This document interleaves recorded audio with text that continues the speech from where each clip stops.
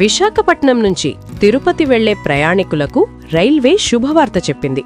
ఈ రెండు నగరాల మధ్య రెగ్యులర్గా ప్రయాణాలు చేసేవారితో పాటు తిరుమల దర్శనానికి వెళ్లే ప్రయాణికుల కోసం ఓ కీలక నిర్ణయం తీసుకుంది. ఇప్పటికే ప్రత్యేక రైలుగా నిర్ణీత సమయాల్లో మాత్రమే నడుపుతున్న విశాఖ తిరుపతి విశాఖ ఎక్స్ప్రెస్ రైలును క్రమబద్ధీకరిస్తూ అధికారులు నిర్ణయం తీసుకున్నారు. దీంతోపాటు ఎప్పటినుంచి ఈ మార్పు అమల్లోకి వస్తుంది, కొత్త సమయాలను కూడా వెల్లడించారు.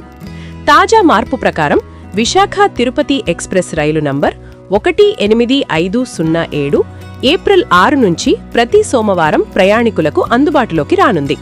అలాగే తిరుపతి విశాఖ ఎక్స్ప్రెస్ రైలు నంబర్ 18508 ఏప్రిల్ 7 నుంచి ప్రతి మంగళవారం ప్రయాణికులకు అందుబాటులోకి వస్తుంది. విశాఖ తిరుపతి ఎక్స్ప్రెస్ రైలు ప్రతి సోమవారం విశాఖలో రాత్రి 7:10కి బయలుదేరి తిరుపతికి మరుసటి రోజు ఉదయం 8:35 చేరుతుంది. అలాగే తిరుపతి నుంచి బయలుదేరే రైలు మంగళవారం రాత్రి 9:50కి బయలుదేరి మరుసటి రోజు మధ్యాహ్నం 1:30 విశాఖకు చేరుకుంటుంది. ఈ రెండు రైళ్లకు హాల్ట్ స్టేషన్లను కూడా రైల్వే ప్రకటించింది.